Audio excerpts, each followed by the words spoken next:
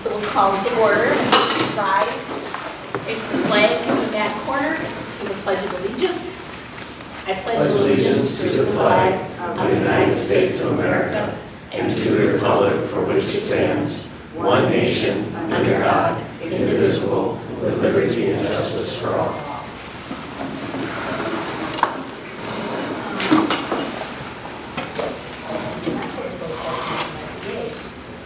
Okay, we'll kick off with a presentation from our student council.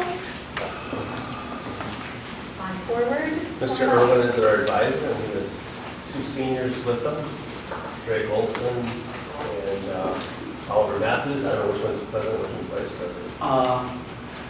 President, vice president. All right. All right. How's everybody doing? You're good. Okay, excellent. My name is Chris Irwin. As they kind of said, I'm the head of the student council. Not this summer, but the last summer, I was at summer school and, just kind of working, doing my thing. And Mr. Schaefer came up to me. He's like, hey, actually, it was an email. He's like, I really would like you to run the student council. And I'm like, dude, I don't know what I'm doing. You know what I mean? But, we got together, we talked about it, and we kind of went forward. And during the year last year, we realized just when I got handed over that the student council hadn't really done a whole lot before. You know what I mean? It had planned the tailgate party, which was non-existent for a couple years because of COVID. And then we did the snow day, which is the week festival right before Christmas break. And Mr. Schaefer and I were talking, and we're kind of like shooting ideas all throughout last year on how we can make much more of an impact in not just the school of Sevastopol, but the community around. So this year we had a few more ideas, and this is where I'll let Drake and Oliver take over, okay? All right, so as Mr. Irwin said, my name is Drake Olson. I'm the senior class president this year. This is Oliver Matthews, I'm the senior vice president. all right, so Sevastopol High School Student Council. So the elections and the election process. Elections are held at the beginning of the year during the first or second class meeting. Each class meets separately to discuss their budget and plans for the year ahead. People are nominated by their peers for position on the council, and they must accept their nomination to be put on the ballot. Next year we're going to change the nomination process. People must be nominated by at least 2 teachers. Mr. Schaefer informed me of that today. Next year, nominees will also have to prepare speeches and create posters and really get into the campaign process. Then voting will usually take place in the Google form where they just select who they'd like to be. Next up, we have the officers. So each class has 4 positions on the council: president, vice president, secretary, and treasurer. Next year, the student council would also like to have non-officer members to have greater influence throughout the school. Each class officer takes on the own responsibilities of attending all student council meetings, also attending and conducting the meetings of dances and other activities, such as homecoming for seniors, prom for juniors, etc., etc. Another useful thing the student council offers, they can talk to Mr. Volkman about their class budget. Yes, like last year I was a junior planning prom. There was a misunderstanding about how much money we had. We went to Carl Volkman, and he showed us the transactions and how much money we had and how much money we were looking to spend. And that was really helpful for me. So student council meetings. The student council meets 2 or 3 times a month, usually on Mondays at lunchtime. If the need arises, extra or emergency meetings can be called at other times during the week. At student council meetings, it's usually Mr. Irwin, all the class officers, any other student wishes to participate, and sometimes there are guests, and they hope to share an idea. Like last year, Mr. Andrews wanted to do something with He wanted breakfast area, and where we have where Mr. Carlson sells concessions at the games. Yes. And we wanted to have like a coffee shop and maybe an early morning power bar or something like that.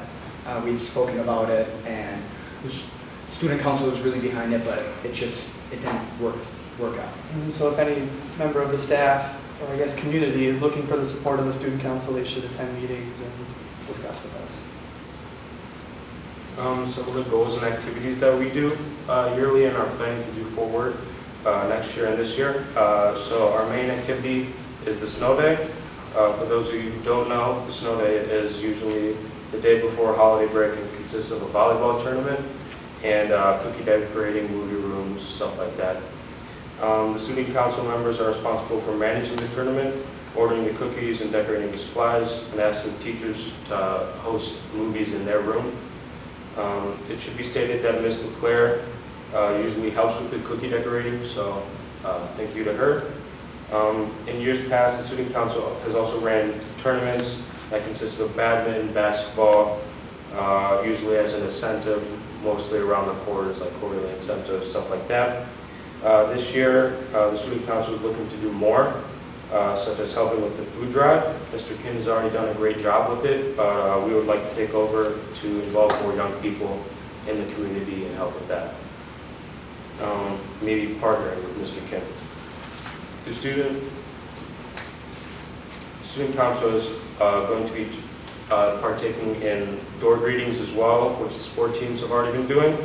The student council also plans on operating the homecoming tailgate party, and student council also enjoys putting on small events like dress-up days, such as this year for Halloween. The student council plans on bringing joy to the hallway and wearing costumes and encouraging others to join in. We also have now taken over announcements, so a couple of the senior student council members have been doing announcements regularly every morning. So influencing culture, Mr. Schaefer has really been very keen that he would like to change the culture, and the student council is looking to be pioneers in changing the culture at Sevastopol. We're looking to be true leaders at the school and the community by setting examples for others. The student council is looking to take polls and get student opinions on current issues. For example, we'd like to ask the students what they like and what they don't like about Sevastopol, what they want to see done and what they want to see changed. So as representatives of the school and the student council, we're open to suggestions about how we can improve and any questions that you may have. That was excellent. Excellent, man. Very nice. Thank you. What are the door greetings? Door greeters? So I remember we did it with football. So when all the kids are coming in, it's usually younger kids. Their parents are dropping them off. We're walking them into school and saying good morning, high fives. It's a really good way to advertise the program. Get the younger kids interested. And like Mr. Schaefer says, like this morning FFA was out there, and when they were coming in, there were a couple kids dressed as cows, and Logan Simons had a cowboy hat on, and like everybody was just, people coming in laughing, smiling, and it's a nice way to start the day. You know what I mean? And we'd probably send a few kids out to greet on the bus and coming through the front doors. Just something that's brightening people's days. So, Nice. yeah. Thank you for all you're doing. I really value student engagement and student participation and input to us, because you're what we're all about. Thank you. Thank you guys. Thank you. just going to say, this sounds really pretty trite, and I have no scientific experience to say this, but we're reminiscing back. I graduated from high school 70 years ago, 60 years ago, something like that. The dinosaurs have just left. But when you go back to class reunions, you treat those individuals who were in leadership roles in the student council continue. You kind of take on leadership roles, some big, some small, in the day-to-day activities of their lives as they go along. So I agree with Lisa. You guys are very mature in how you handle it. And so this actually is a gift for you to be in a position of leadership in the city, in the council. And congratulations, and you will bear the fruits of this experience this year later on. Thank you very much. Thank you guys.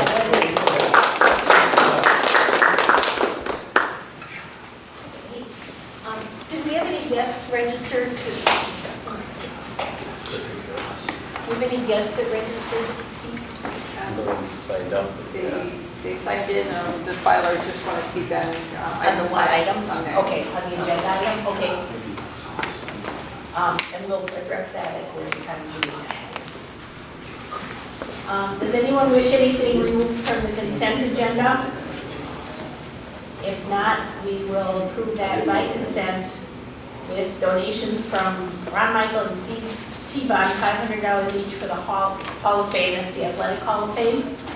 Jane Miller, $400 for the Fine Arts Enrichment.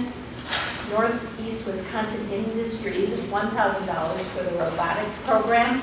And Ryan and Elizabeth Gaida of $500 for robotics. So thank you to all those individuals.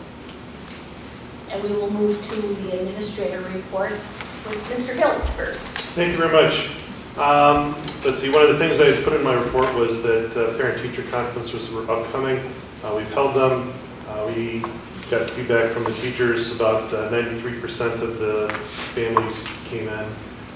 There are still some that weren't able to come on those days, and teachers are trying to make arrangements for those. But considering that they're voluntary, I think that's an excellent return. The other thing just to highlight is our use of the Eco Lab.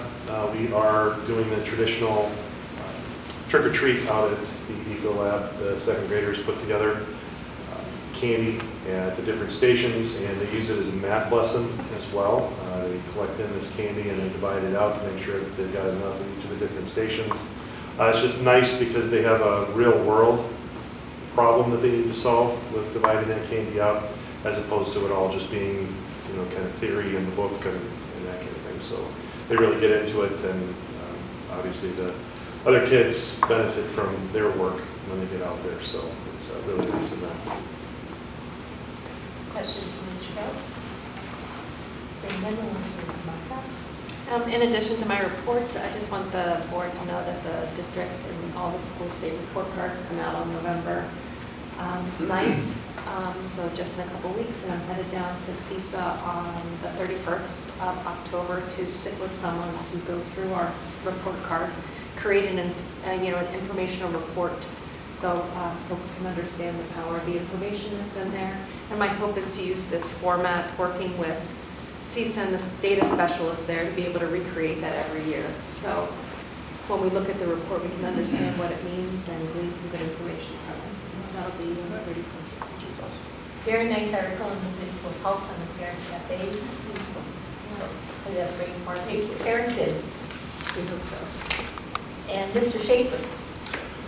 Well, I know it seems like I keep talking about culture, but per my notes, I think there's a lot of things in there. It's really great when you have a conversation with your staff and then you see it go into action like the next day. So we are doing a book talk called Lead with Culture, and our conversation yesterday was, bringing enthusiasm and joy to Sevastopol, and asking teachers, when you're coming to school, do you experience joy? Or is it a joyful place? And if not, we have to look at what areas that we got to get better at. But then also, in our classrooms, how are we promoting enthusiasm? How are we promoting community and joy? And it was really great. We had a great conversation, and without getting into it too in depth, we did a huge circle with both middle school and high school staff, and we were talking about how other staff members bring joy and enthusiasm to our school. They had to acknowledge other people and their impact on them, and it was really great because we had a room full of people smiling and laughing and talking about the impact that other people have in the building, which is awesome.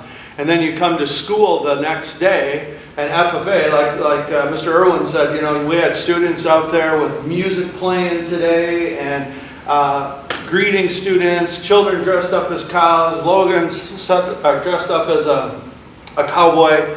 But the great thing that, once again, I always like to be observant. I like to see the impact of doing things that are different, right? And a lot of times I see many high school students, and quite frankly, they're not all morning people, but to see them come into the building at the start of their day and have smiles on their face and do the power of positive touch with people, I don't know, that's a school that makes me very proud to be a part of, and it's great to know that, we're willing to take some risks and do things outside the norm.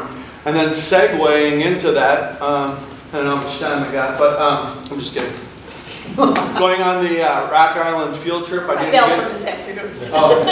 didn't get to go on that. Keep going. I didn't get to go on it last year, but and I really, with intent, really tried to play a more quiet approach, which might be hard to believe, but I really did try to be a big observer because I wanted to see what would happen. And I think my biggest takeaway, not only did I have some unbelievable private conversations with students, but when we went there and the students, when we got to Rock Island and the students all did different performances of related to Beowulf, and to see like the musical performances, theatrical, and all the students were engaged. Our bus driver, Mr. Smith, was losing his mind with excitement. He was just in awe of the talent and the investment of our students, and Mrs. Spetz with all the work that she put together. There wasn't a detail left out. And I see Lodes in here in the audience, and I think of our boat ride, and I'm sitting next to him, and one of the greatest conversations I've had with a young man.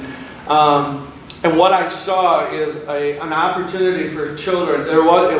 Everything wasn't so structured, but there was no moment where a child was left excluded or didn't have an opportunity to be a part of something, and they all chose different things, and then we all came together collectively, and everybody was a part of a big group. And I remember thinking on the ride home, man, if we could create a whole school where we have that kind of inclusiveness and that attention to that everybody matters and creating a great experience. It just, for me as a principal here, was the last couple of days have been a pretty powerful experience. And I know I talk a lot about culture, but I just really think that's such an important element to our young people, their mental health, and creating, and our staff, and making a place where everybody loves coming and enjoys and being a part of, and the pride of community all encompasses everything that we're doing. So I'm just really proud of that. Good.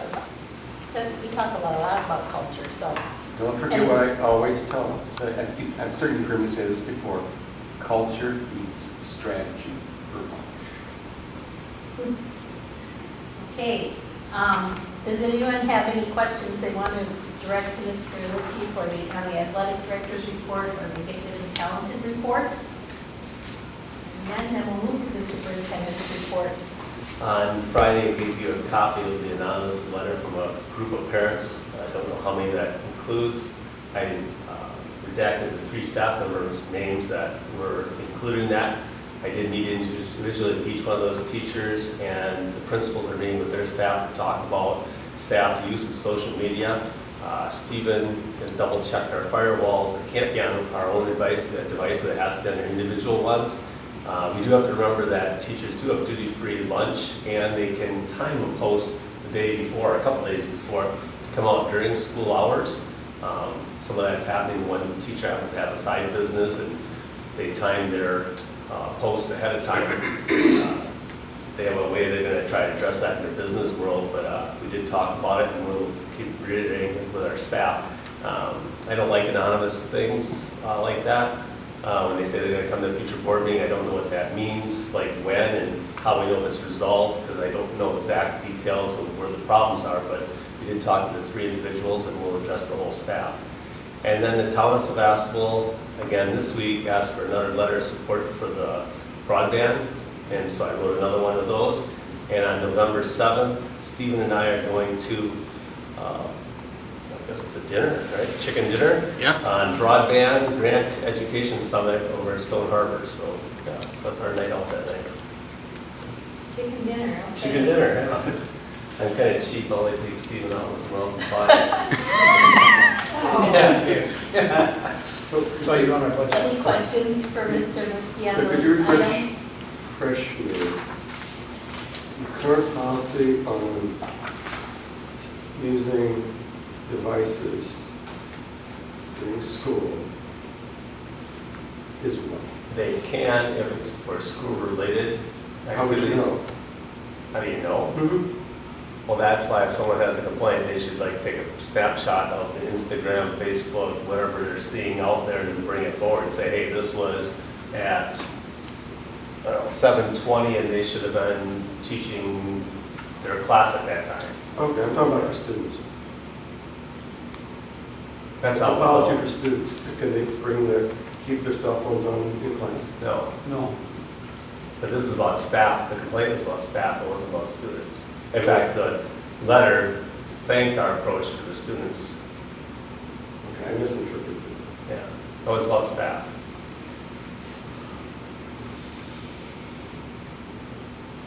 I guess. I don't have anything. We have committee reports. The Joint Athletic Committee, Dave and Chuck was there. Were you there? Oh, yeah. Yeah, we have at the town and doing all our stuff with about the improvements that we're looking, the improvements that we're talking about doing over at the town park, to see if the town would be acceptable of that. And we're, I guess I met again on Monday with Brooke and Tom Ash, I believe, or that met with the town again, and they gave the full approval for those items. Provided the Raybrook grant comes through and, well, they already have a donor for a portion of it. So it's not school funds, it's not the town's funds, it's hopefully the grant and donors work. Right, it's working through my Pioneer since it's Right, and it's $180,000 total, I think, maybe just shy of that, so. Does that include the restrooms? No, No, that's a different that's grant. the town. The town's in a different grant for that. So what are you asking the town to do for $180,000? Just, We're not asking the town to do anything. It's going to be a donation to the It's going to be a donation to the town park. Scoreboards, dugouts. let me reverse it. Why doesn't the town see they have any responsibility to keep the town park up to standard so that the kids whose parents pay taxes for it can play baseball there? The town lives within a budget, and they're saying that their means can only go so far to what they're going to supply over there. And this goes to a lot of this, I might add, Yes, just go past ahead. discussions is, a lot of, it's a town park, and town park, town park in any town in Wisconsin doesn't have a requirement like a WIA requirement. And they don't have, so how a town park may maintain baseball fields for kids to play on them is different than how we would like our high school kids, of any softball, baseball, whatever they're playing on, to be on it. So those are some past discussions, and that's what's helped us understand. These documented agreements are starting to understand positions and budget realities of everybody. So that's some of the discussion. I think there are some areas that we brought up that they recognize and they might work on them, just like there's some areas that we might work on. So these meetings that we've been doing for quite a while now are bearing some fruit of working together and stuff. So It would be interesting to find out if there's other rural Wisconsin towns who have baseball fields that their school district plays on that is not as, let's say,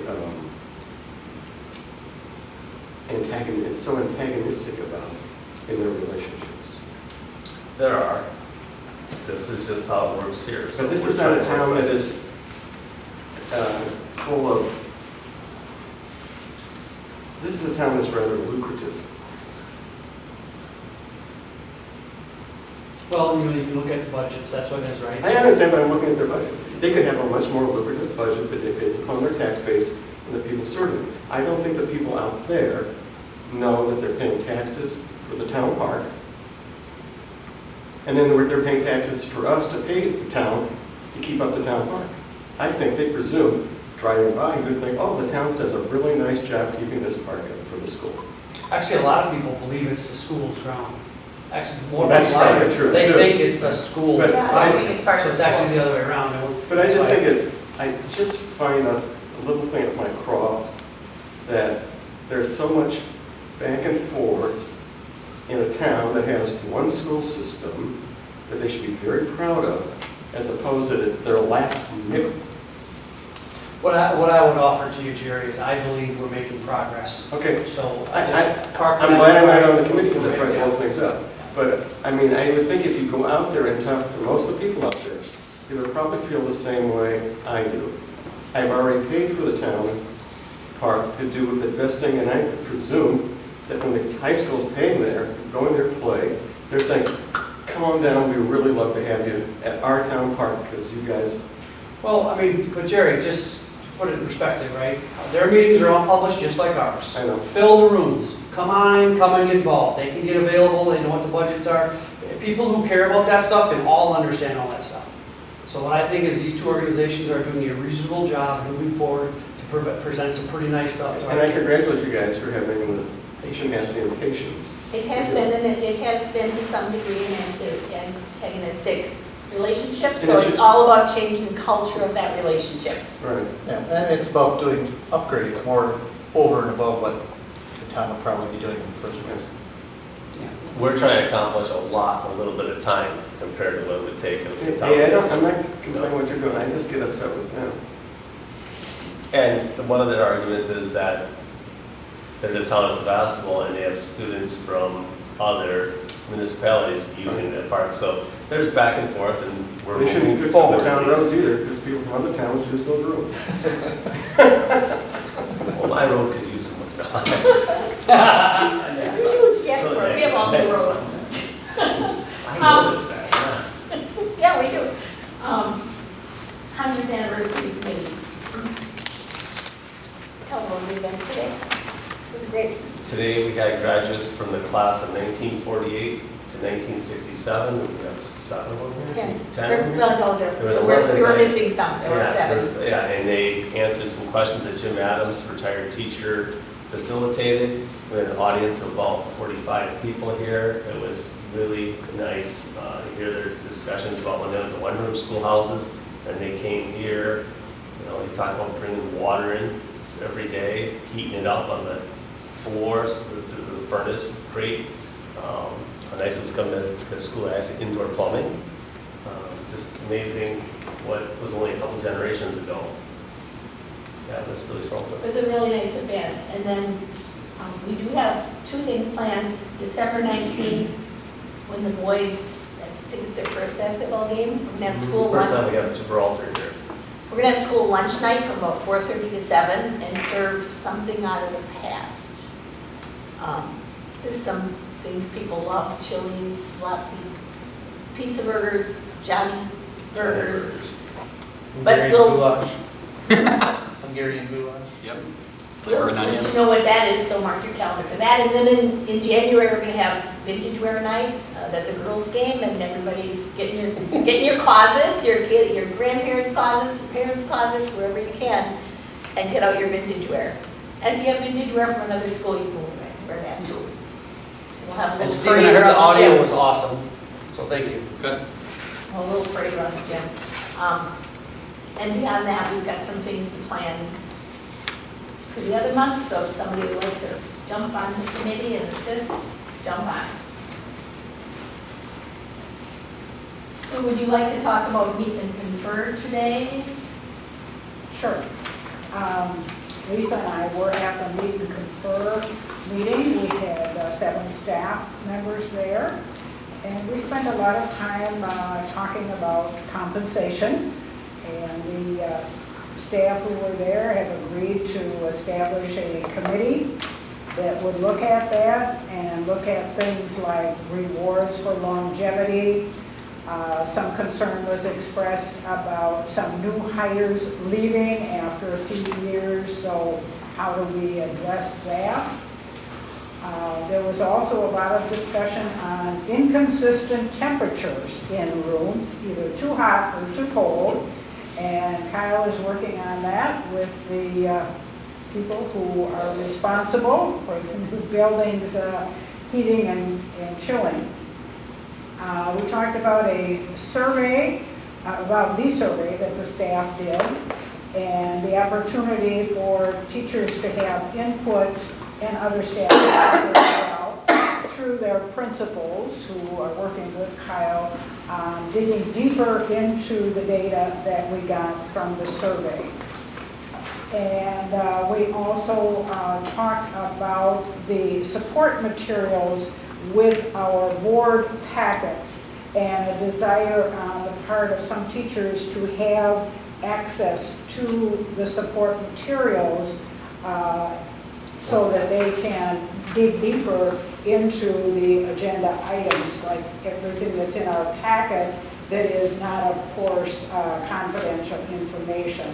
But for example, the policies and like tonight we have new course requests. There's always a lot, class rank, those kinds of things that teachers would like to be able to access in a convenient manner. Was there anything else, Lisa? We will bring that back in November for discussion. We can't talk about it tonight, but I will bring that back in November for discussion. As Sue said, these really did cover those 5 areas that the administrators are working out of the survey. The 2 were disciplinary. And that one was, we did ask them about staff input, and we really couldn't. They said, well, we used to be able to give input on compensation, the calendar, and the handbook. So they're going to think if there's anything else that they would like to have input on. And then asked about board communication, and well, they really didn't have any ideas then. But so it was just an effort to say we're working on those 5 items, and we'll plan another one of these for December. A lot of good discussion. It was good. Yeah, it was a good, nice discussion today. About 6 members of the staff at say so over there. Who said 7? 7? Okay. 7. Yeah, that's good. Budget report. The highlights would be the $3.4 million in Fund 39 being moved to Advance earlier this month.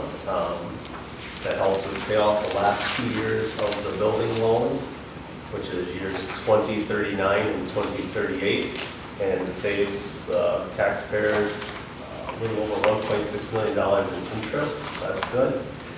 Sparsity aid came in this month, and that's the last. It's $202,000. That's going to be the last large payment we receive until January, because the way income comes for a school district, November, December are months we don't receive too much revenue.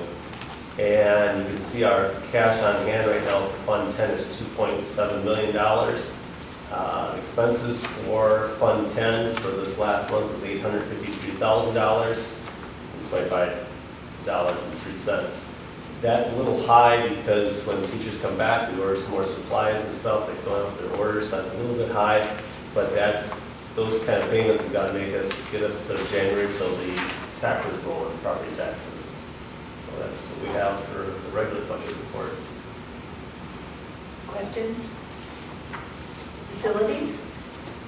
On Friday, the hole was being dug for the Everett Roberts sign on the north driveway there. So that's being dug on Friday. And Myron has been in contact about getting the greenhouse work done in October and November yet. The supplies are being sent. The point setup project is going on in the greenhouse right now. So Myron is working with a couple greenhouses locally to see if they have room for those to be transplanted, because they're like 7-8 inches tall right now. They've got to be done by Christmas. So we have 100 plants in there, so we can't jeopardize that project for the greenhouse roof being fixed. So either they're going to find a home for that and pay for that, and we'll have to have the kids go over a couple times a week to water and deadhead them and that kind of stuff and work on the plants. But the plant setup project's always a huge thing for FFA and for our families that end up buying those flowers, but it's a tradition, so we won't jeopardize that project. And Dale Carlson's been working with Myron and talking to a couple local greenhouses, trying to work out the logistics of it. Until those plants are taken care of, we won't work on the greenhouse, because they can't call someone in October and say, hey, we're ready to go now, and we've got curriculum going on, so that's where we're at with that. Questions? Board goals, our goals were to work on those 5 areas out of the survey, and working on them, kind of an ongoing situation. We'll have more reports on those later. I will note one other thing from the confer. I did ask the staff about the holiday party. Mr. Lukey said last year about 50 people attended, staff and spouses. So 25 staff, that's like 1/4 of our staff. So I asked them to think about Is that good, or should we be doing something else? I think you might mention it to staff in one of your Friday flyers or We something. might send out some sort of survey or something. We heard everything from too busy that time of year to it's an expensive night out to just not interested. So yeah, it's kind of funny what people are. So, but if only 25% of our whole staff went, maybe we should think of doing something else at a different time of year, maybe. We didn't have it for a couple of years for COVID, and I think it was better attended before COVID, but I don't know. What was the luncheon thing we did? That was just a thing. That was a COVID, that was during COVID. No, just last year. No. Last year. Last year? Looks like right in here. That was Teacher Appreciation Week. But there was another one previously Well, for the the holiday. administrators, we put together something for a day. There was a day when we ordered, no, it was a couple years ago, 2-3 years, we ordered food from Econo Foods and served it. It was from Skidmore. Was that when the report card came around? It was a report card. Or whatever it was. And it was less expensive when we had the Ida Bay funds. We talked about that today too, that, because several of them mentioned that it's an expensive night out, especially if they have to get a babysitter. Yeah, one mentioned I got a couple college kids, so she's like, oh, college, because I'm staying with those two, so. That probably will go away, just like company Christmas. It's just a little late. They may come up with some other ideas, we'll see. Then the Sevastopol Town Park memorandum of agreement is ready or on hold? I don't know. That night we didn't talk about it, it was all about the improvements to the park, so that really wasn't addressed, but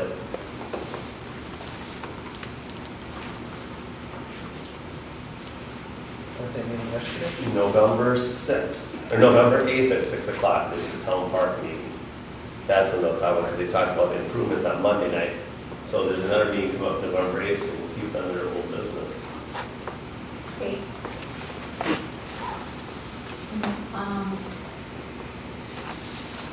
Jerry, you said Sue had asked a question of us, if there was anything you want to talk about legislatively that's coming up, and you had something you wanted to. Okay, sure.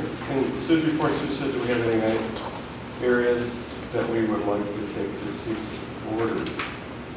I think you said that here. Do we have any other thoughts or things with? And I think we need to, eventually before it hits us in the face, I think we should, I think the issue of boys and girls playing on their respective athletic teams is an issue which will eventually hit us in the face, and I think that we should take a position. I personally think if you have an X and a Y chromosome, you play on the boys' team. If you have an X chromosome, you play on the girls' team.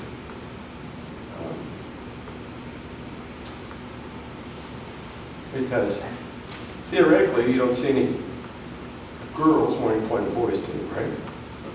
I don't think there's many records of girls who want to play on the boys' team.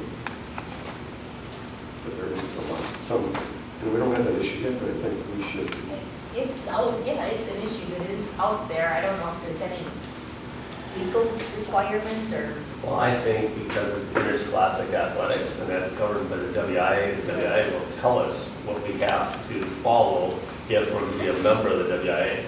Yeah. So if they govern all the sports and they say you have to follow these rules in order to participate, then we decide are we going with what WIA is their position or we're not going to be a WIA member. Well, that's not the issue. The issue is do we want our, through our own channels, the school board association, say this is what our members think, as That would opposed be to a saying, resolution for WSAP. This is one of the resolutions that the WASD is dealing with right now. And I don't know if it will go to the delegate assembly because we're meeting again in November to discuss this. But the input I'm getting from WIAA people is this is a solution looking for a problem. There really is not that big an issue in the state of Wisconsin. So in the November delegate assembly or the November policy and res committee, we will be talking about this, and I will be at that meeting, and I can bring something back to the board from that meeting to see where this is going to go. It's not an issue for the WIA today. It will happen. It's just a matter of when, and then WIA will have to. Now, if the WIA takes a position that we don't favor, we our choice is either stay a member, or we can have more stringent rules. You can't have less stringent rules than the WIA. So say the WIA says transgender individuals can play on a team of their choice. And we as Sevastopol say, no, that's not our stance. We can have a policy that's more stringent and still participate. That's fine.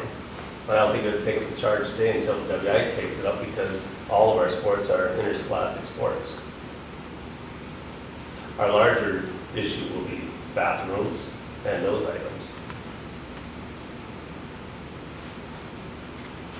There's a lot going on with this right now, and the But other. no, the legislature just passed a law, but that's going to get overturned by the governor. Right, right. So, but it's, Another big issue right now is the lawsuit that's been filed regarding the state support for voucher schools. And that's going to be huge.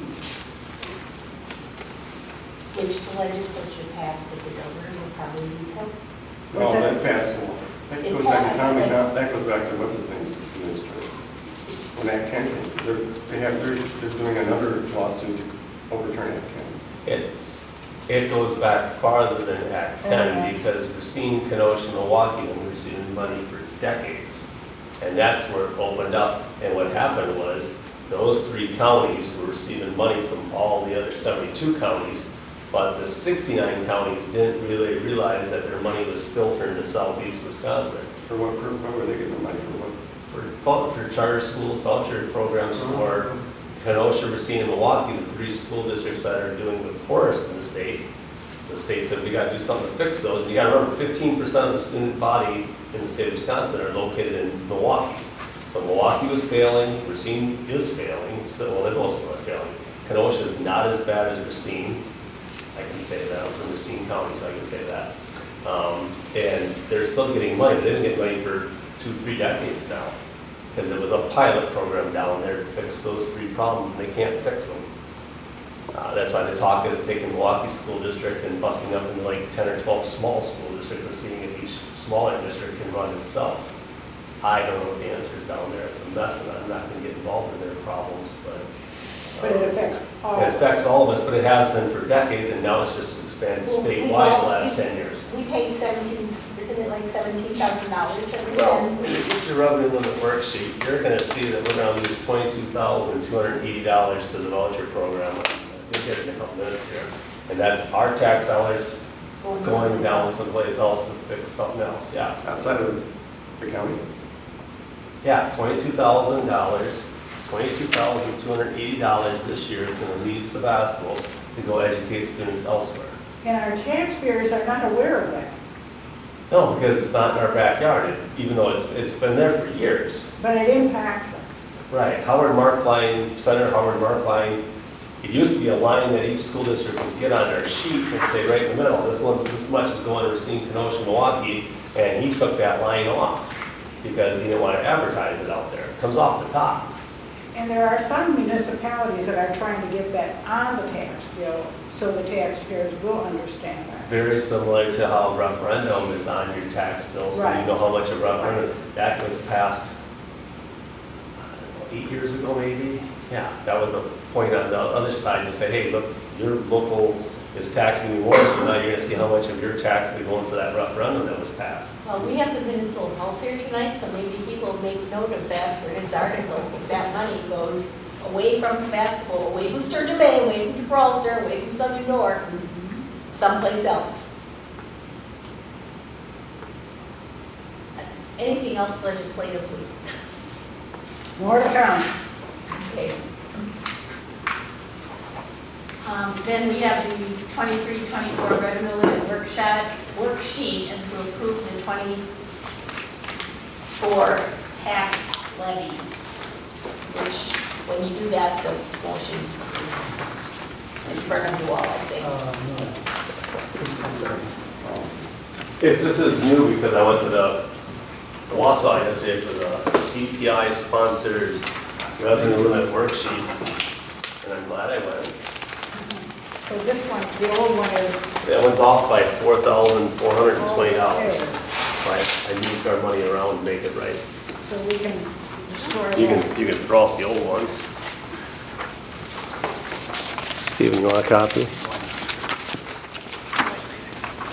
You guys can share a couple. Oh, it's exciting. This is, I like our revenue little worksheet, it's fun.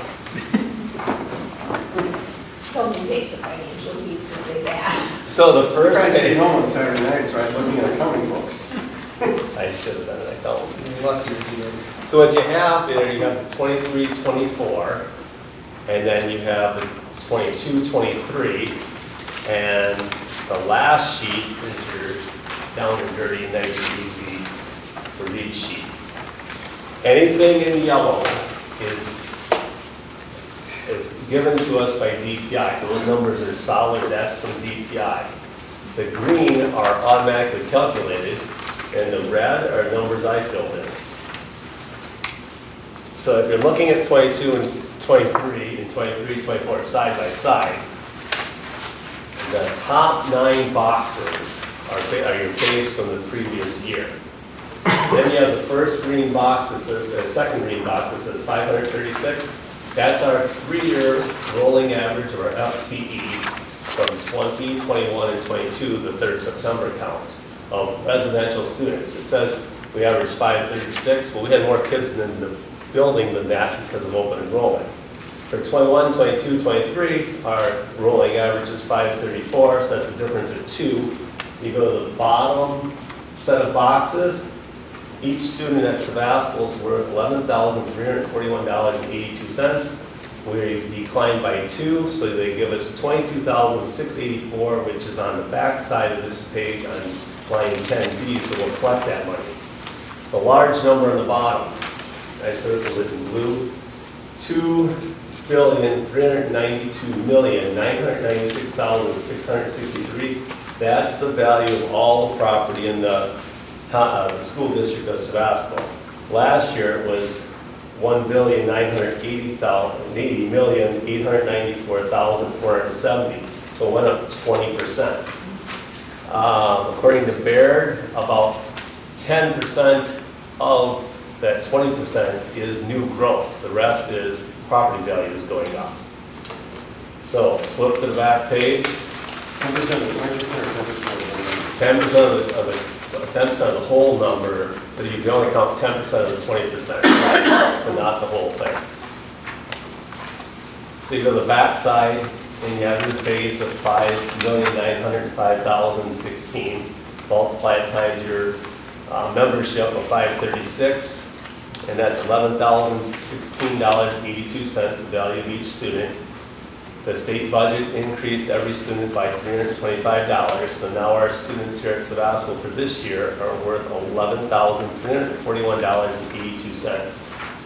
Multiply it by the 534 for our 3-year rolling average, and we're allowed to collect $6,056,532. That number drops down to line 9, and then you'll see right under line 9, $2,049,554.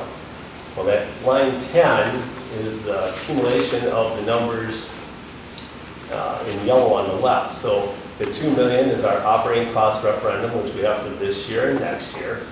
And the 22,684 comes to us from the declining enrollment, and that falls off after a year.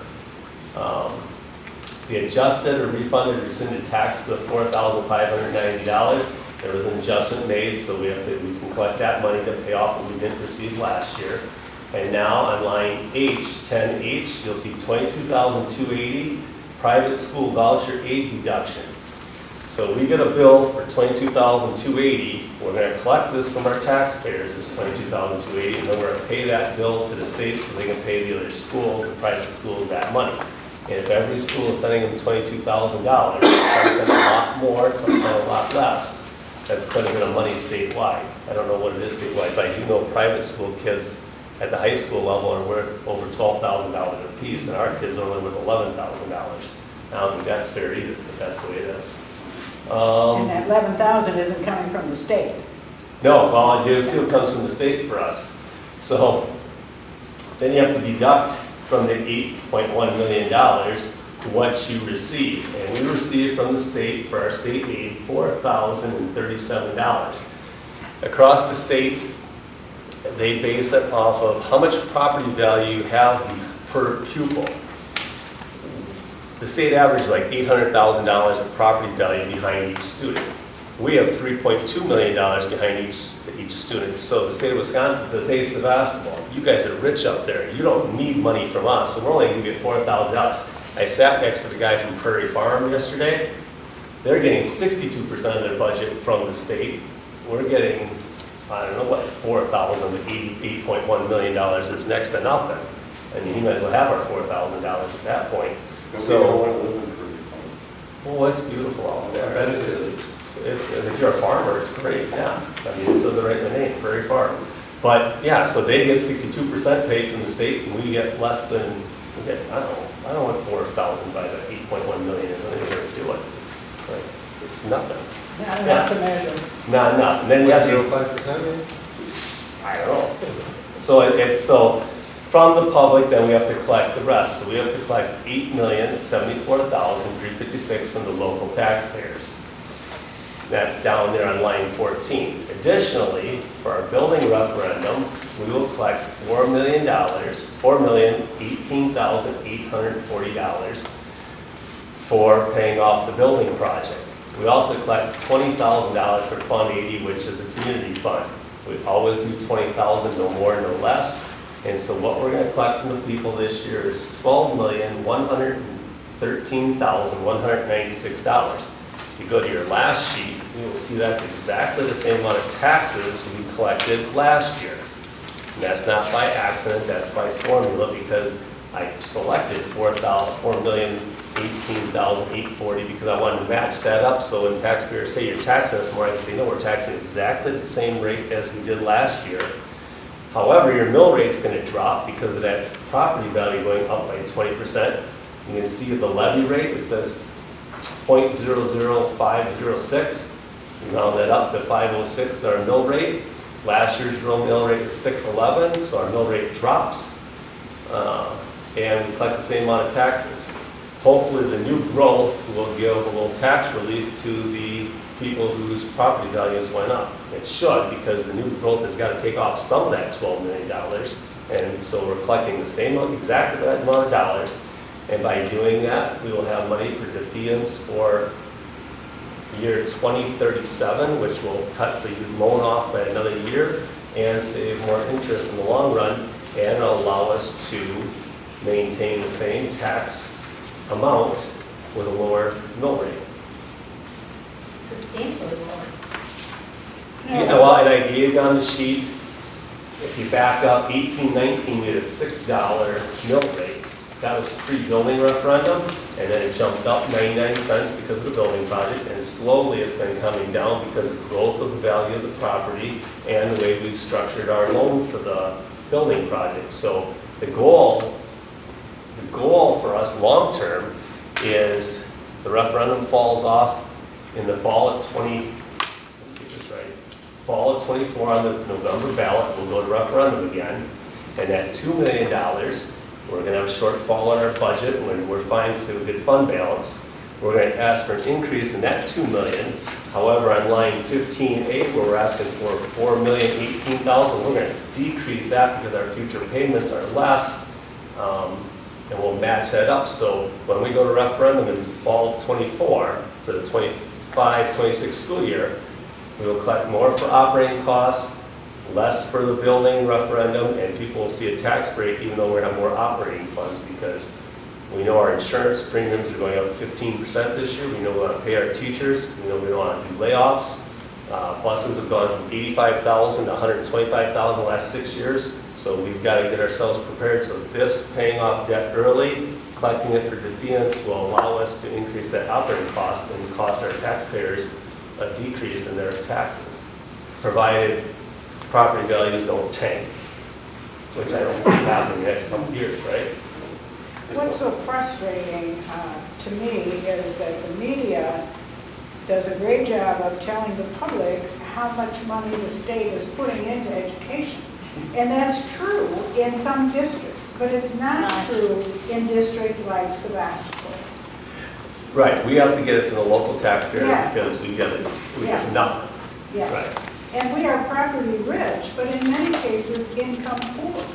Absolutely, we have 30% of our kids on free reduced Yeah, lunch, yeah. so that's a hard, and well, additionally, the state average for the mill rate this year is gonna be 7 something, so we're $2 underneath the mill rate for the state average, so people are gonna say, well, how can you grouse and complain when you got a mill rate of $2 less than the state average, but we're not getting any state aid, so I don't know, it's what it is. I mean, I can't solve it, but I can just point out to people what it is. I can explain it all day long, but it doesn't, in the end, it won't matter. What we needed the formula is a poverty factor. It'll never happen. There's been 15 Blue Ribbon Commissions since '93, Yeah. and no change. They do a little sprinkle of sparsity aid or high-cost transportation or something, but it's not, they can't address the real issue because they create winners and losers, and the rest of the state says, hey, Sevastopol, you're rich, what are you complaining about? Well, I can tell them all day long, but it doesn't matter.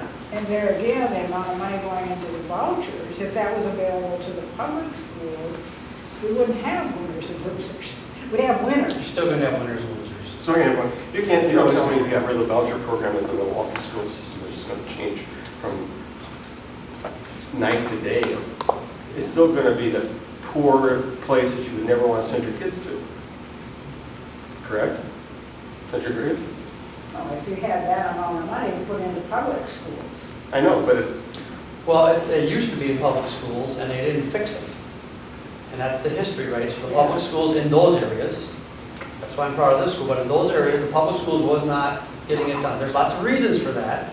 And one of the solutions that they came up with a long time ago was, let's take some of this money that we're pouring into these schools and nothing is improving, let's pour them into other schools and see what But happens. there are voucher And- schools and- all over correct. the state. But now the question is how that plays out. Well, if they were just taking Times Milwaukee dollars and played in Milwaukee only, and Racine dollars and Racine only, and Kenosha only, and you all solved your own problems in your backyard, what they did was they took the money from the other place and sent it there. But And there are voucher schools all over the state.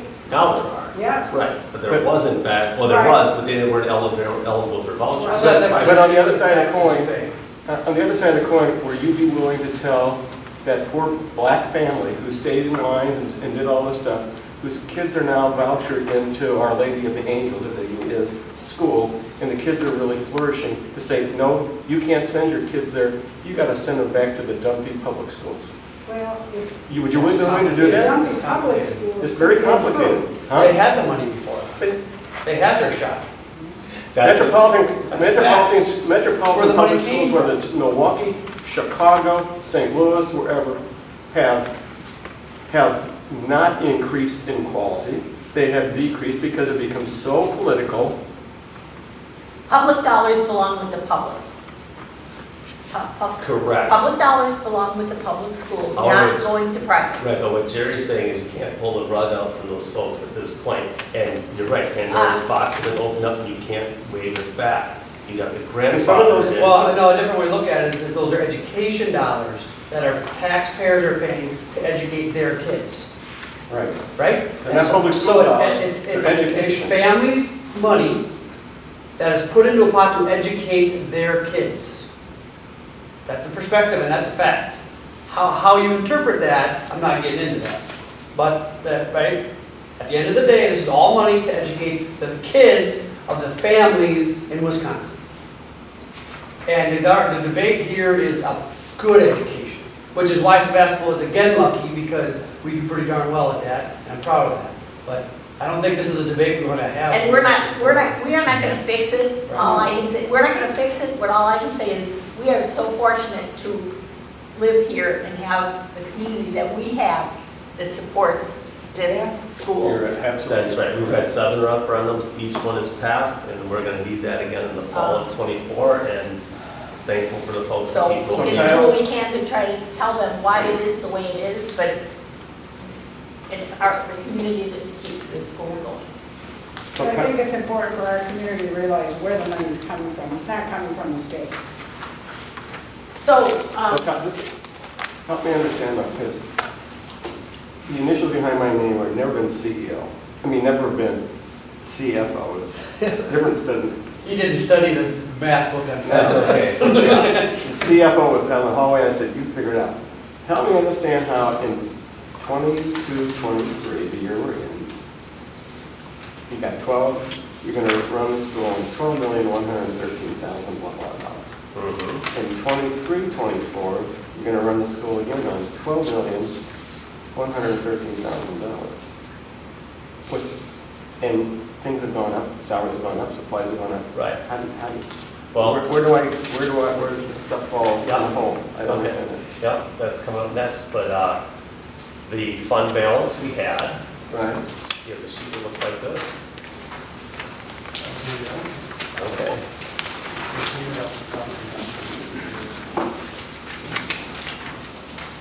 I don't think there's anything to see. We have a fund balance, and our fund balance is healthy. In fact, if you've listened to the auditors the last, I don't know, 6 years, they said, hey, your fund balance is plenty high. You're above which the range is normal.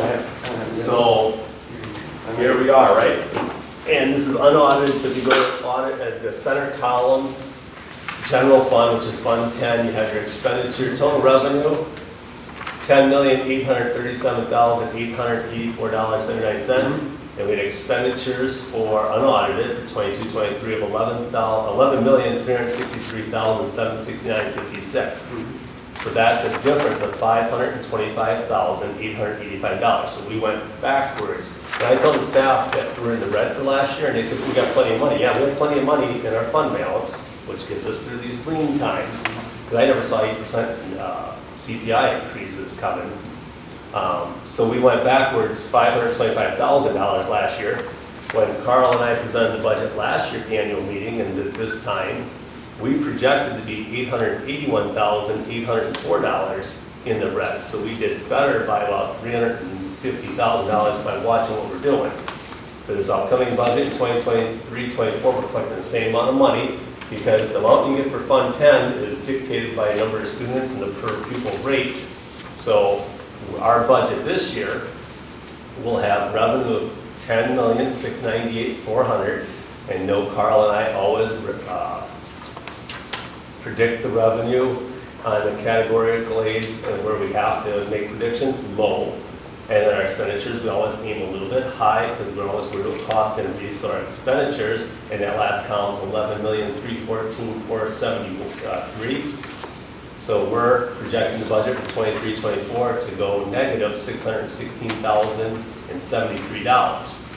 So yes, how we're going to do it, we're going to go backwards, but that's where our fund balance comes in overall. And our fund balance will get more in line with what the auditors have told us to have it at. So that's how we're doing. We're going to go backwards on an annual basis, but our budget has a good fund balance, so we're okay.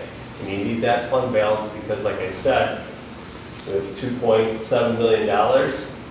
December is our low point in our budget because we get a school district only has revenue exceed expenses in 3 months of the year. The other 9, it's always revenues less than expenses. So that's how we're going to do it. We're going to go backwards a little bit this year, last year, this year, next year. In the referendum, we're asked for more, so we're ahead of the game again. Carl and I have been bouncing around some numbers. I'm thinking that number of $2 million may go up to 3 to 3.25 to 3.5 over a 4-year cycle. We'll work more with Baird on that as we get closer to those, but we're going to ask for more, take it off of the building referendum so the taxes aren't increased. But yeah, we're going to go backwards on an annual basis, but we have the fund balance to handle it. So the auditors say your fund balance should be down to what? 20 to 25%, and we're in the 40s right now.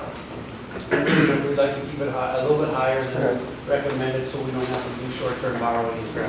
Right. Or just, And we could end up with short-term borrowing in December of 24. That's the month I'm worried about. Yeah, it's December 24. Yeah, you always worry a couple of years. Because I never saw, well, first off, when we passed our last restaurant, that was before COVID. So we didn't see that occurring. And I didn't see 8%. No, so. So then we would look for a motion to review, to approve the revenue limit But you don't, the tax levy. the revenue limit, you don't approve that because it's what it is. But you do the final budget here, which is the motion Carl gave, because you have to list out the different funds. Move to approve the 2023-2024 revenue limit at $12,113,196. Second. Oh, I'm not done yet, sorry. $8 $8,074,356 for the general fund, $4,018,840 for the capital expansion fund, and $20,000 for the community service fund. Second. Questions or discussion? All in favor, say aye. Aye. Opposed, motion carried. Then we have the early college credit program requests.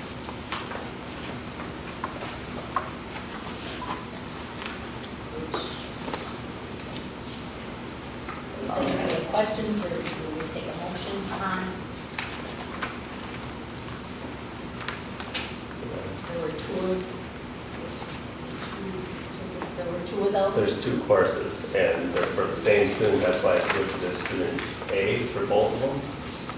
I would move to approve the Start College Now and Early College Credit applications for spring 2024 as listed.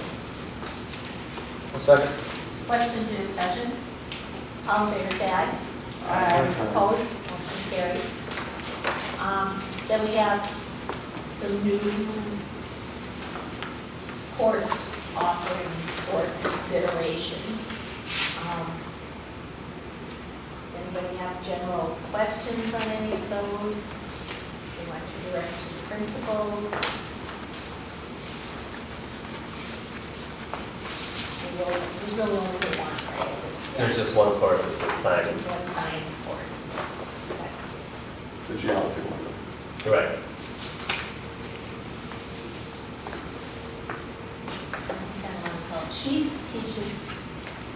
She teaches primarily middle school. She teaches 2 sections of 7th grade, 2 sections of 8th, and then 2 at the high school. Oh, and so this is an added to? It's kind of changing the name of the course because of her certificate, Oh, okay. certificate, what she's allowed to teach. So this aligns more with that, so that we're in compliance with EPI and licensing.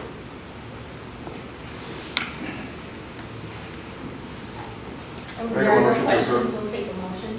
Motion to approve the new course request for geology. Second. Questions or discussion? All in favor, say aye. Aye. Opposed, motion carried. Then we have the discussion of class rank. Got a lot of information. Do you want to frame this? Mr. Luke here, Mr. Schaefer, whoever. I'll carry it first. In June of 2019, the board approved going to weighted grades, starting with the class of 2022, because we kind of had grandfathered in, because some kids were already in motion.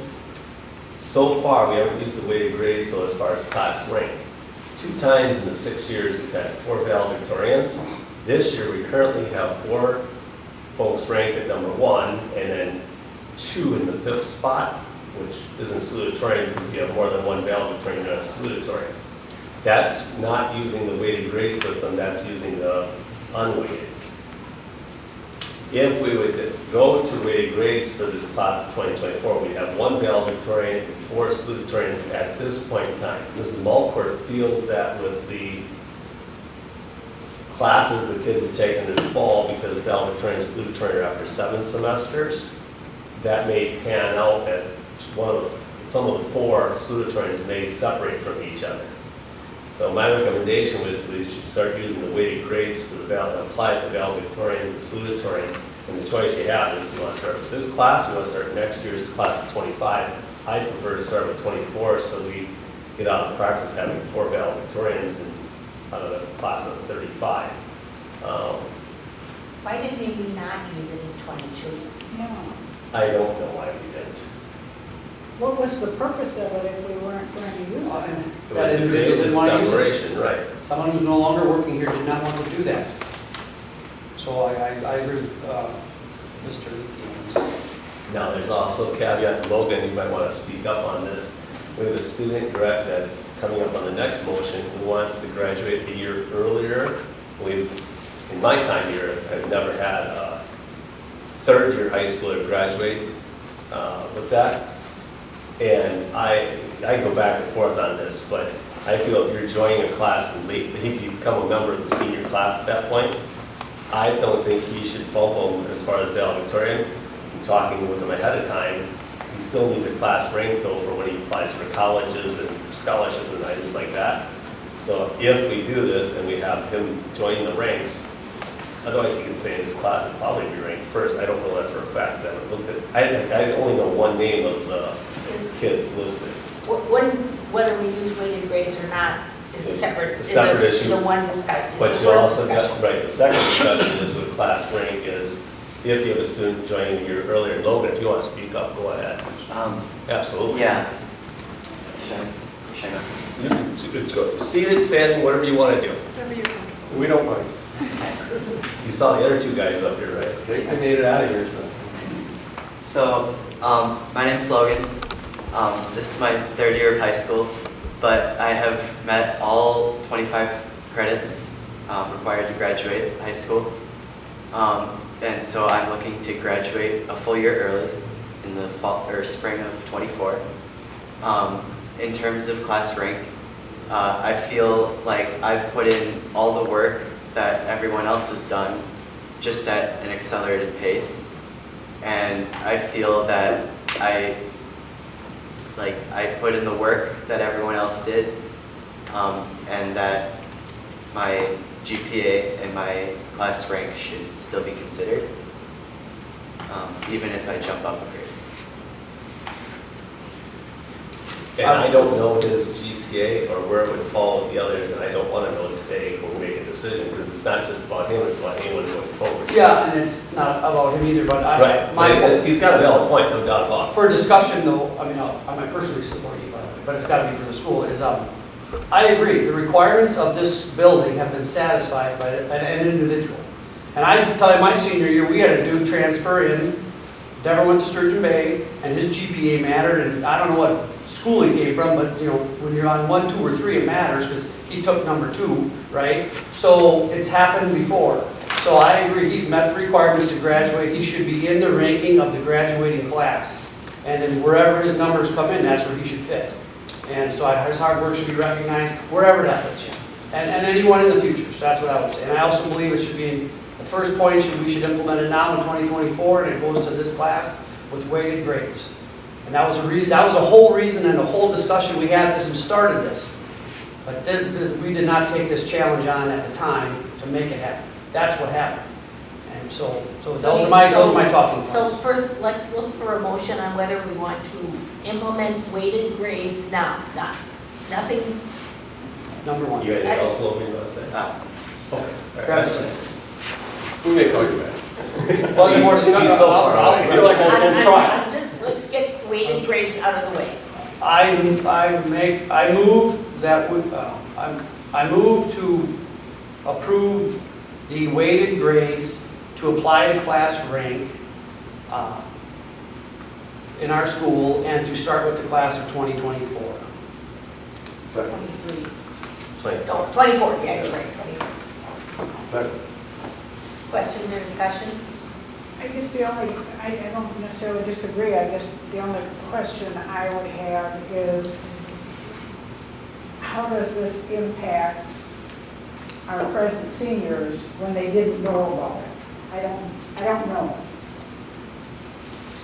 I guess they took the classes they wanted to get towards graduation, and you don't jockey on taking a class for your class rank. You take it because you want your education, so you have your transcript to graduate. Idealistically.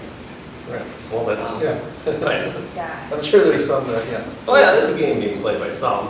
And they shouldn't be playing a game with their grades. They ought to be bettering themselves as individuals. It's unfortunate that we're making the change when they didn't know about it. I guess that's what bothers me. But the guidance counselor must have known that we were to use weighted grades. That's why we have weighted grades, right? So we need to apply it, but it's also in the handbook that, right, so we gotta get it. That's why I don't, this is then no different than any time we implement a new policy. When we implement a new policy, everyone prior to that day did not know that policy existed. Right. And we implement a new policy, it's a decision we make. So that's how, I mean, it's a good question, Yeah. but that's how I personally categorize it. Would it be more fair to start with the incoming freshmen, is what I'm saying? Incoming freshmen. We made this. It's a discussion. With the current freshmen? Wait, no, was it 2022? It was 2019 for the class of 2022. Or the class of 2022? I would like to point out that personally, I like knowing some of the students in the senior class. I know some of them chose courses throughout their high school career based off of like the consideration for scholarships and college applications as well, not just class rank. So I think those things should get considered into this decision as well. Any other questions or discussion? Should we call the question? Sorry. All in favor? There's one more. Can you repeat the motion? There's one more. One more thing, several students have already applied to colleges as well. So adjusting that might affect their application and its validity. When they fill it out based on their rank as of that day. And every semester that could change, and so that number would change anyway, so it's okay. Yeah. Chris, could you read the motion, please? Motion by Dave, seconded by Jerry to approve the implementation of weighted grades to be used for the class ranking to go into effect for the class of 2024. Let me just give a real life example of what, all of us have maybe faced it. So if you're like a junior in college and the medical school you want to go to all of a sudden in the middle of the year changes its requirements, you have to have a 3.9 instead of 3.8.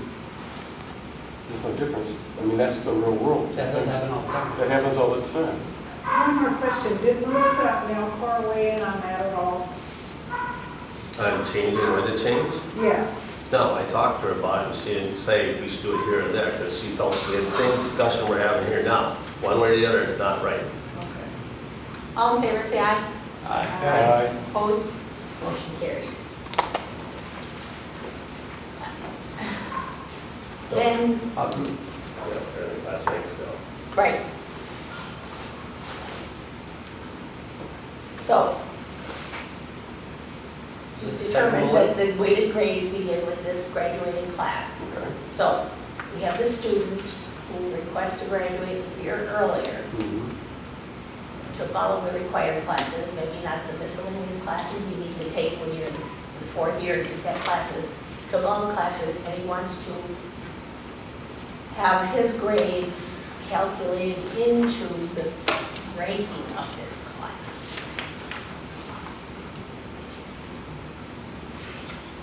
So, Is there more discussion? And this is one I could argue either side all day long. I mean, we could be here till You want a Christmas. motion to start the I discussion? think it should be included there. Then make a motion. I'll make a, And what I like is I don't know who's what, so that's good. I'll make a motion that a student graduating earlier joins the rank of the class that they will graduate with. Second. Joins the rank of the Class. current class.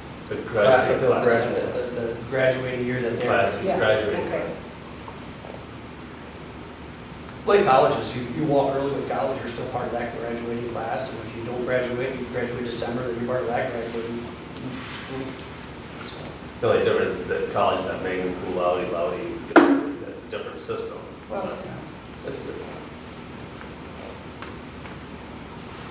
So this is just to include him in the ranking of the graduating class.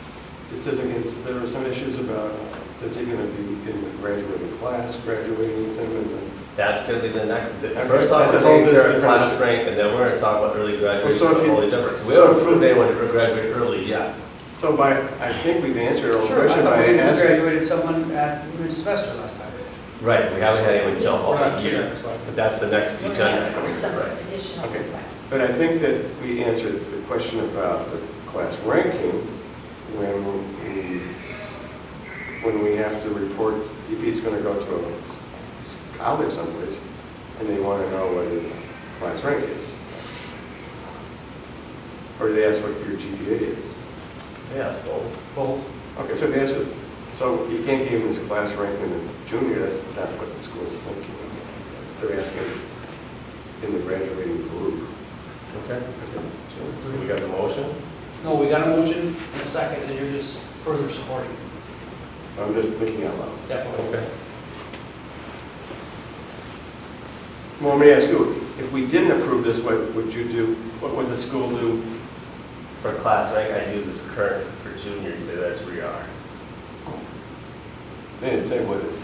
I don't think they're gonna care what his class rank is when they see. 'Cause that's all Harvard. his ACT is. It's one That's what they're going to go for. 'Cause I don't know what his ACT score is either, but I bet it's better than mine was. Well, and this is just this is a policy for our school, and I think if someone meets our requirements, regardless of who it is, and beyond the individual in this room, anybody else, they meet our requirements, you should be ranked against that group. Is there any other discussion? You know, perplexed. All in favor, say aye. Aye. Opposed? Aye. I'll vote aye. I'm back and forth on it. I am good. But you just said it doesn't make any difference. Sorry, that you gotta call for one. Yeah, motion carried. Motion carried, all right. Yeah, the motion is carried. All unanimously, motion carried. Well, we go, yeah, I voice vote, you don't, yeah. Just to make clear that I did vote aye and finally voted. Okay, then we have the early graduation requests. Mr. Schaefer, you met with the 4 students that are requesting early graduation, correct? Yes, sir. Tell them all the, and you met the parents as well, right?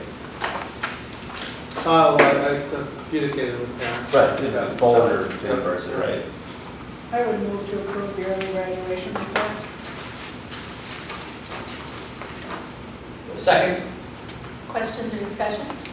these, obviously, they meet all the school requirements and everything like that, that's right, obviously, that's, you've already checked all that, yeah. And they have to pass their courses this semester. No, we got right. So what's your feeling, Mr. Principal? What's my stand? I was hoping to have the floor, but I didn't know what. Yeah, so jump right on it. But, so what is my stance on what? Particularly, because you talked about a lot of things. It's graduating early. is the top. Graduating early. Is there not an advantage to spreading your maturity out for another year? I mean, what happens if, what do you do with a kid who, he's got C's and all this stuff, he passed it. And he's going to graduate, we never had a year early, but 6 months early. What are you going to do? Well, I don't know. I don't think that kid's graduating early. Well, he might be. He may have made all the dots and T's are crossed. Well, I feel like when you look at a young man like Logan, I did tell him the only thing that I don't like him graduating early because I'm going to miss him because he's an awesome young man. He's great for our school. But when you read his letter and you understand his intent and you spend quality time and you see how goal-driven he is and purposeful with what his intention beyond Sevastopol, and I think sometimes students mature themselves out of what high school can offer and they're ready for the next level of their life. And that's why with Logan, I think it's a real easy decision. With our other 3 students who are graduating early, they all have a purpose and a reason for what they're doing. They seem to have, their circumstances are very different, but their motives for why they're doing it is for a driven purpose for improving themselves and what they have planned to do.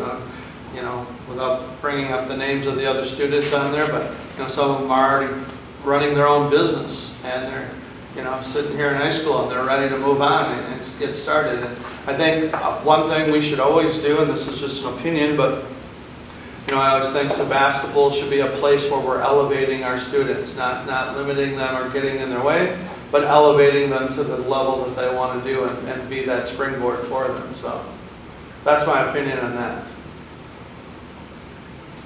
So we have a motion and a second to approve the early graduation request. Any other questions or discussion? All in favor, say aye. Aye. Opposed, motion carried. Then we have the vending machine request. Currently, the Mighty Pioneers have a vending machine down in the lobby by the elementary gym because they can't find workers for their ball games down there, so it gives people that have room how to get snacks for ball games. Sometimes they have games in the high school gym, they have the same problem with the concession stand, and so they'd like to put a second machine on during non-school hours, maybe down the steps, kitty corner from the girls' locker room, outside the door of the cafeteria, same time slot, same set format as the other one. My only caveat to this would be that it be turned off when the FFA is running its concessions, so it doesn't conflict with the FFA concessions. I think our prices of the vending machine are higher than the FFA, so Okay. I don't think that'd be an If they can issue. go And they could just put if they want, I mean, if that's an issue, I would say they could just put a out of order sign Yeah. or something on it. I thought I would there was something in Turn there. on 3:15 and turn off 3 to at midnight. midnight. For 3:30 midnight. You mentioned the high school sporting events in here. That was in the, I saw that. I don't think it was in there. But yeah, if that'd be an issue, I just, we could just put an out of order sign on in front of it. Well, I move to approve the second vending machine request according to the rules that have been established for the first vending machine. And I would add maybe that, so that it doesn't conflict with the other thing. I wasn't gonna put that in there personally. say I don't see it as a problem, and what you already said, knowing your background, I don't think you'll have a problem with it, but does the school board have to write that in to the motion? That's the only reason I didn't do it, right? Because when it's in the motion of the school board, that's the way it is. Yeah. So I didn't put it in there for that reason, so that's my. I agree with that. So is the motion and a second? I'll second. Well, I probably can't second. Pardon? He's a member of Mighty Pioneers, so it's not best if you say, you can, because you're not making profit off of your household, isn't, but better if someone else does it. Well, I'll second. okay, all in favor, say aye. Aye. Opposed? Motion carried. Then we have the library media plan for 2023 through 2028. We are required by DEI to have a board-approved library plan. Bridget Bowers put this together, and we're very fortunate because she's retiring in the spring. Finding a librarian is going to be like a needle in a haystack, same with the ag teacher. So it's good we get this adopted now while we have a librarian on staff. It covers us till 2028. And I really don't know, I think Southern Door doesn't have a librarian right now. And I was at a CISA meeting 2 weeks ago, and 5 of the 25 superintendents said that they have certified staff openings that they cannot fill right now. And our most difficult to fill will be ag and library because they're not out there. So can someone in the schools share a library? you can, if you can find someone who's willing to do that. Because the nature of the library has changed dramatically in the last decades. Right. We'll worry about that in January. I would move to approve the Sevastopol School District Library Plan 2023 to 2028. No second. Questions or discussion? All in favor, say aye. Aye. Opposed? Motion carried. Then we have a couple of resignations.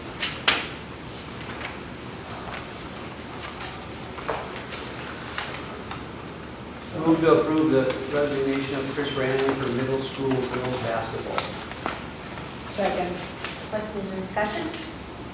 All in favor, say aye. Aye. Opposed? That motion is carried.